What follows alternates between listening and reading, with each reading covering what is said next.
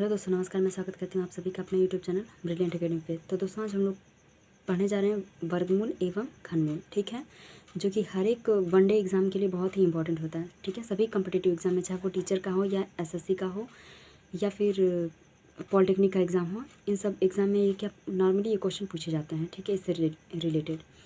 तो सबसे पहले देखिए वर्गमूल एवं घनमूल, इसको हम समझ लेते हैं। तो देखिए वर्गमूल एवं घनमूल हम 7वीं क्लास से ही पढ़ते आते हैं। तो वर्गमूल का मतलब क्या होता है? जैसे वर्गमूल हम किसे कहेंगे कि जब कोई संख्या दी है उसका वर्गमूल जो है, कोई संख्या है उसका वर्गमूल जो है उसका वर्ग करने पर हमें वही मूल संख्या प्राप्त होती है, वही उस संख्या का क्या होता है, वर्गमूल होता है, ठीक है। और जो ये वर्गमूल है उनको हम दो तरीके से निकालते हैं, एक गुणनखंड विधि से और एक हम भाग विधि से निकालते हैं। तो जो गुणनखंड विधि होता है उसे हम अभाज्य गुणनखंड विधि बोलते हैं, एक भाग विधि से निकाला जाता है, ठीक है। अब रही बात घनमूल की, तो घनमूल किसे कहेंगे?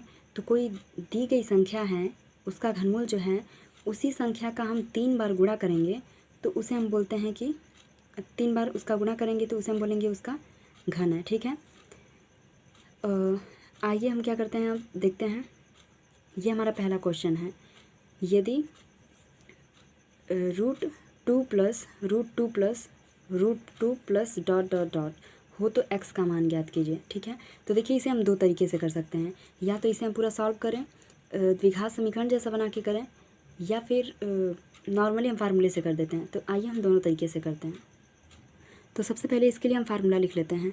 तो फार्मूला क्या होता है, देखिए अगर मान लीजिए कि कोई वैल्यू हमको दिया है ऐसे x प्लस रूट का x प्लस रूट का x plus dot infinite times तक दिया है, ठीक है। तो जो इसका वैल्यू होता है वो n+1, ठीक है। और जहाँ x क्या है यहाँ लिख लेते हैं, जहाँ x जो है वो m और ब्रैकेट में m+1 के बराबर होता है, ठीक है। m+1 का मतलब क्या होता है, मतलब कि जो x है वो दो संख्याओं का गुणांक ऐसा होगा, मतलब कि एक छोटी संख्या एक बड़ी संख्या। जैसे मान लीजिए कि अगर यहाँ पे हमारा क्या है 2 है, रूट का 2, तो 2 हमारा गुणांक किसका किसका है, यानी कि अगर हम 2 को लिखना चाहें तो 2 को हम कितना लिख सकते हैं, 1 × 2 लिख सकते हैं ना। तो वही कह रहा है कि मतलब कि x ऐसी संख्या है जिसका मान जो है वो m+1 के बराबर है। m का मतलब क्या होता है, सबसे स्मॉलेस्ट नंबर। तो स्मॉलेस्ट नंबर यहाँ कितना है हमारा 1, तो यहाँ हम m की जगह पे कितना रखेंगे 1। तो इस फार्मूले से हम अगर निकालना हो तो क्या हो जाएगा, x बराबर 2 प्लस रूट का 2 प्लस डॉट करके छोड़ दिया, ठीक है। तो x बराबर हम कितना कर लेंगे, तो देखिए m की बात करें, अगर 2 को हम कितना लिख सकते हैं, तो 1 × 2 लिख सकते हैं। तो यहाँ पे हम कर लेते हैं 1 और यहाँ पे हम कर लेते हैं 1 + 1। तो x की वैल्यू कितनी आ गई, 1 × 2, तो हम इस 2 को लेंगे, ठीक है। तो x की वैल्यू कितनी होगी, 2 होगी। जब भी ये प्लस वाला हमारा रहेगा ना, तो जब प्लस वाला रहेगा तो हम इस वैल्यू को ना लेकर के हम सिर्फ m+1 को लेंगे, ठीक है। यानी कि प्लस रहेगा तो m+1 को लिया जाएगा, और वही माइनस रहेगा तो सिर्फ हम m को लेंगे, ठीक है। अगर यहीं माइनस रहता तो हम m वाले वैल्यू को लेते हैं, m का मतलब कि 1 को हम सेलेक्ट करते हैं, ठीक है। यानी 2 को हमने कितना लिखा, 1 × 2, तो प्लस था इसलिए हम m+1 के वैल्यू को अपना आंसर माने, इस 2 को लिए हैं। अगर यहाँ माइनस रहता तो हम सीधा m की वैल्यू को लेते हैं। अब आइए हम उसको द्विघात समीकरण वाले से करते हैं। तो क्या हमको दिया है, इसको हम लिख लेते हैं r, यानी कि दूसरे तरीके से कितना दिया है, x बराबर √2 प्लस होल रूट में 2, फिर होल रूट का 2 और फिर डॉट कर दिया है, ठीक है। तो देखिए x की वैल्यू ये पूरा है, तो x बराबर यहाँ हम 2 को रहने देते हैं, और देखिए इस पूरे की वैल्यू कितनी है x ना, तो इसके जगह पे हम कर लेते हैं x। अब दोनों पक्षों का हम वर्ग कर लेते हैं, यहाँ लिख लेते हैं दोनों पक्षों का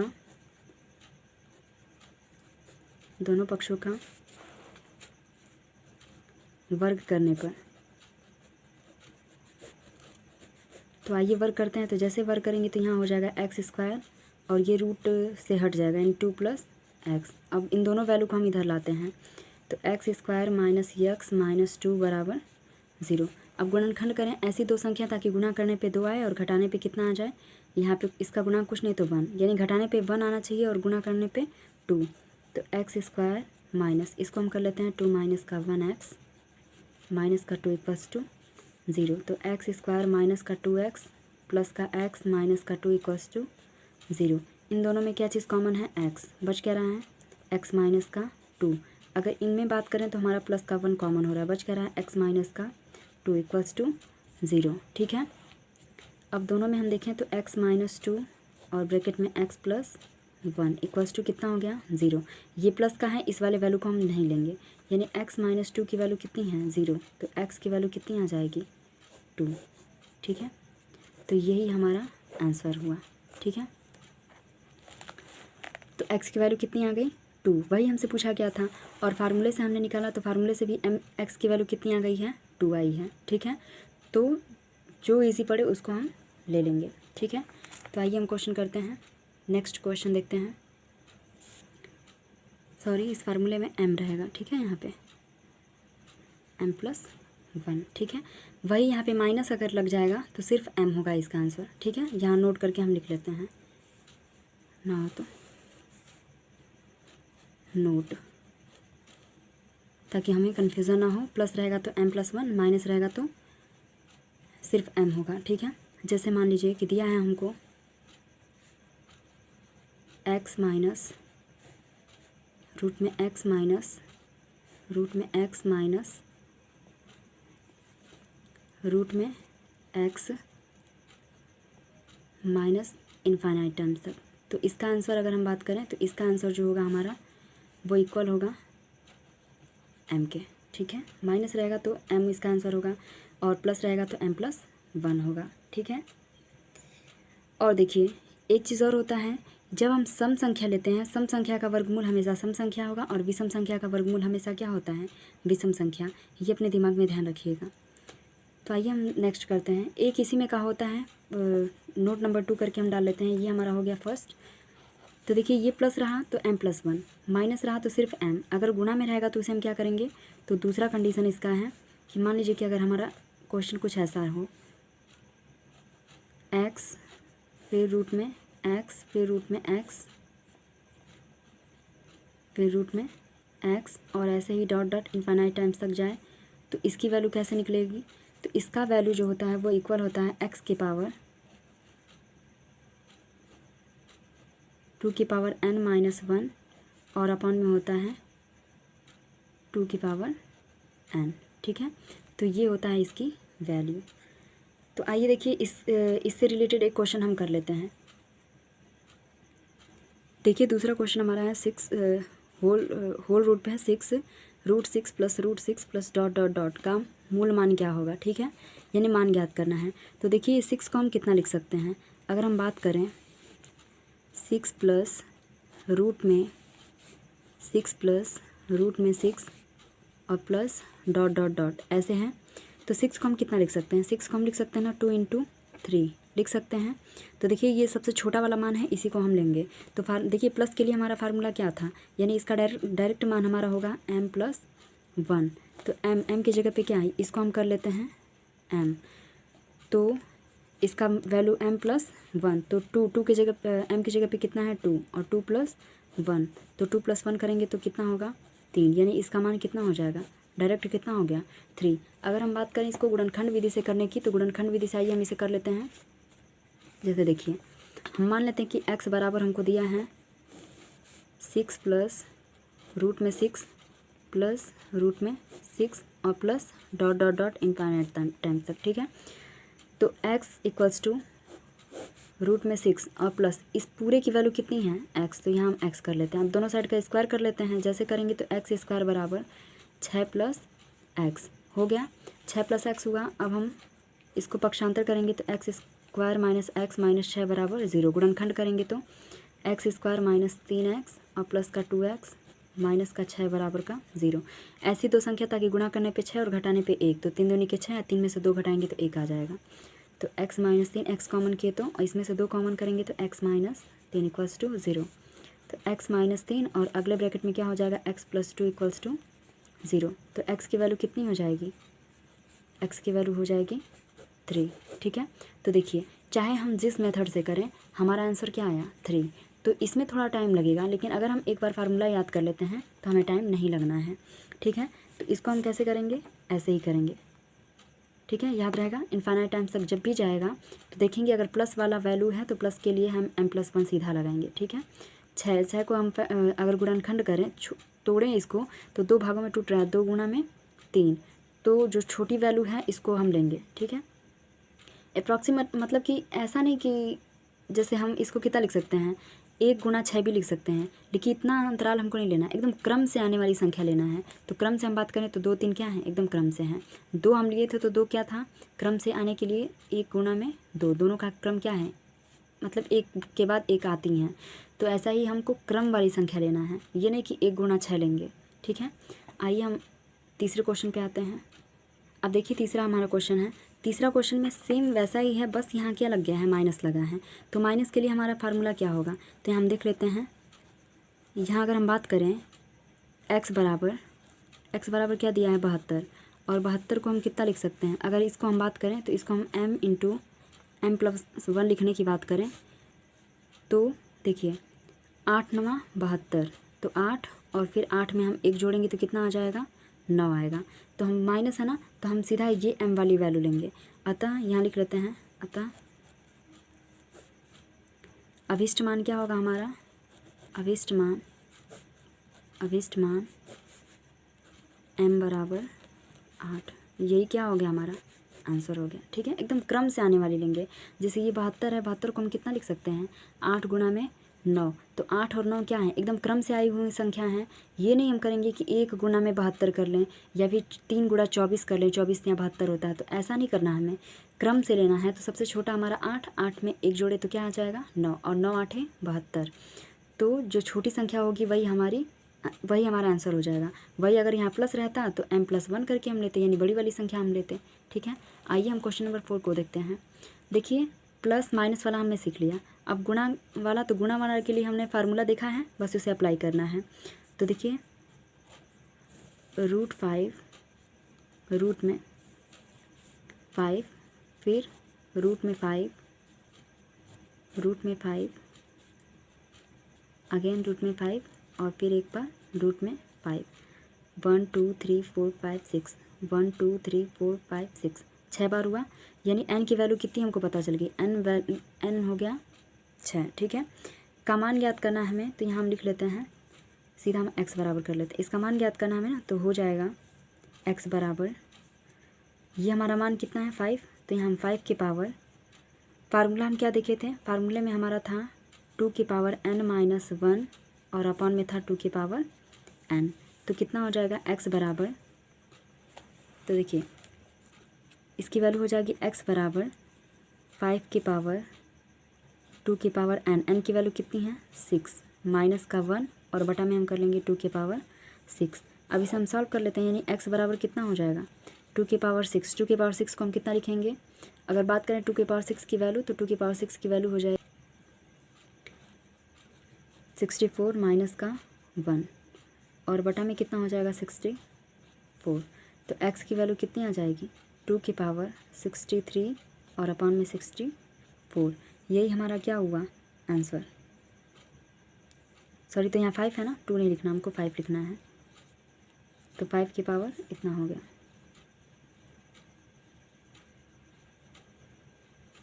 तो यही रहा हमारा इस क्वेश्चन का आंसर। ठीक है, जब भी गुणा में रहेगा तो हमारा फार्मूला होगा 2 की पावर n-1 अपॉन 2 की पावर n। ठीक है, बेस में जो है वो तो रहना ही है। ठीक है, आइए क्वेश्चन नंबर 5 देखते हैं। अब देखिए क्वेश्चन नंबर 5 में हमारा ये क्वेश्चन है। ठीक है, तो इसे हम कैसे करेंगे, तो देखिए पहले काउंट कर लेते हैं n की वैल्यू कितनी है, तो 1 2 3 4 5 6, यानी n = कितना हो गया 6 आ रहा है। ठीक है, तो फार्मूला क्या है हमारा, अगर हम बात करें x = कितना है, तो ये देखिए हमारा बेस कितना है 2, तो हम सीधा यहाँ कर लेते हैं 2 की पावर n,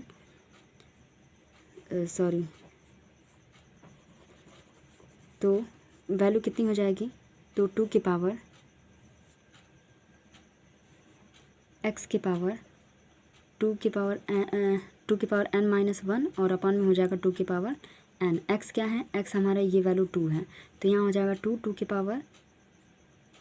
पावर 6 माइनस का 1 और अपॉन में टू की पावर 6, तो कितना हो जाएगा 64 माइनस 1, 64 माइनस 1 और बटा में 64, यानी कि कितना हो गया 2 की पावर 63 बटा में 64। ये रहा हमारा आंसर। ठीक है, आइए क्वेश्चन नंबर 6 देखते हैं। तो देखिए इस क्वेश्चन में हमसे क्या कहा गया है। इस क्वेश्चन में है कि 9,85,527 में किस छोटी संख्या से भाग दें कि संख्या पूर्ण घन बन जाए। ठीक है, तो क्या बोला है, छोटी संख्या, छोटी से छोटी संख्या, यानी कि ये जो हमारी ये बड़ी वाली संख्या दिया है इसका हम अभाज्य गुणनखंड करेंगे। ठीक है, छोटी से छोटी संख्या भाग दें या गुणा करें, जब भी भाग दें या गुणा करें की बात आएगा तो इसका हम अभाज्य गुणनखंड करेंगे। जोड़ने घटाने की बात करेगा तो इसका हम भाग विधि से गुणनखंड करेंगे। तो देखिए इसका हम अभाज्य गुणनखंड करते हैं। सबसे पहले तो रफली कहीं हम करेंगे 985527। ठीक है, तो सबसे पहले हम इसे कैंसिल कराते हैं 3 से।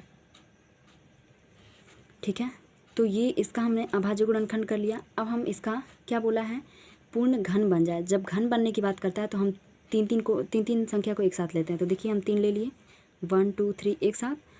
अब फिर देखिए ये अकेला बच रहा है, इसके जैसा कोई नहीं है यहाँ पे। फिर अगर 23 की बात करें तो ये भी 3 हमको मिल गया। तो मिल गया, बचा क्या हमारे पास 3, यानी कि जो ये 3 है वो क्या है, एक्स्ट्रा है। अगर इस संख्या में हम 3 से भाग करा देंगे तो जो सिर्फ 3 से भाग करा देंगे तो ये 3 जो है वो क्या हो जाएगा, कैंसिल हो जाएगा, यानी कि सिर्फ हमारे पास घन बचेगा। तो छोटी से छोटी संख्या क्या हो गई, तो हम लिख लेते हैं अतः छोटी से छोटी संख्या क्या है 3। अतः छोटी से छोटी संख्या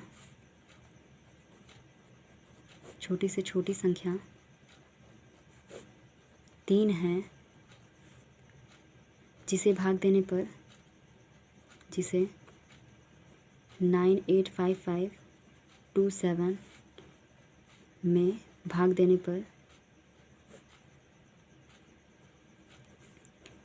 पर संख्या पूर्ण घन बन जाएगा।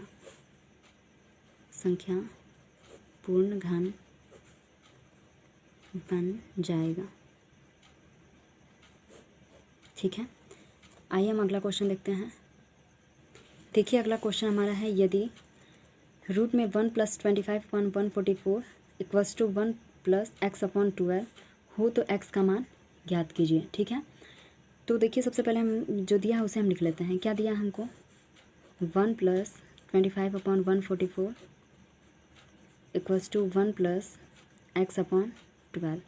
अब देखिए ये हमारा जो पूरा क्वेश्चन है इसे हम सॉल्व कर लेते हैं, यानी एलसीएम लेंगे तो 144 का 1 में करेंगे तो 144, 25 में ऐड कर देंगे तो डायरेक्ट इसका आंसर आएगा हमारा 169/144 इक्वल्स टू 1 + x/12। ठीक है, अब देखिए ये रूट का मतलब कि ये वर्गमूल। अब 169 कितने का स्क्वायर रूट है, अगर बात करें 169, तो 169 जो है वो 13 का वर्गमूल है और 144 जो है वो 12 का है। तो 13/12 ये रूट क्या हो गया, हट गया। तो 1 + x/12। अब प्लस का 1 है ना, इधर लाएंगे तो माइनस हो जाएगा, यानी कि 13/12 - 1 इक्वल्स टू x/12। इसे हम सॉल्व करेंगे तो 13 - 12/12 इक्वल्स टू x/12। जैसे ही हम 13 में से 12 माइनस करेंगे तो कितना आ जाएगा, 13 में से 12 माइनस करेंगे तो आएगा 1/12 इक्वल्स टू x/12। तो देखिए 12 से 12 कैंसिल हो गया, यानी x की वैल्यू कितनी हो जाएगी, x की वैल्यू हो गई 1। और यही रहा हमारा आज का आंसर। ठीक है, यानी x की वैल्यू कितनी आ गई, x की वैल्यू आ गई 1। तो यही क्या है, इसका आंसर है। ठीक है, आइए क्वेश्चन नंबर 7 देख लेते हैं। देखिए 7वां क्वेश्चन में है, यदि रूट x + 238 इक्वल्स टू 360 का 4/5 हो तो x का मान है। x का मान हमें बताना है। तो क्या दिया है, रूट में x + 238 इक्वल्स टू 360। अब देखिए का मतलब होता है गुना। ठीक है, तो 4/5। अब 5 से ये 360 कट रहा है कै बार में, तो 5 × 7 = 35, 5 दूनी के 10, यानी कि रूट x की वैल्यू कितनी हो जाएगी, रूट x + 238 बराबर 4 2 ज़ा 8, 4 7 जा 28। अब ये प्लस का है ना, इसको इधर ला के माइनस करेंगे, यानी रूट एक्स इक्वल्स टू कितना हो जाएगा 288 माइनस 238। तो रूट एक्स इक्वल्स टू कितना हो जाएगा 0 5, यानी 50 हो गया। तो रूट एक्स की वैल्यू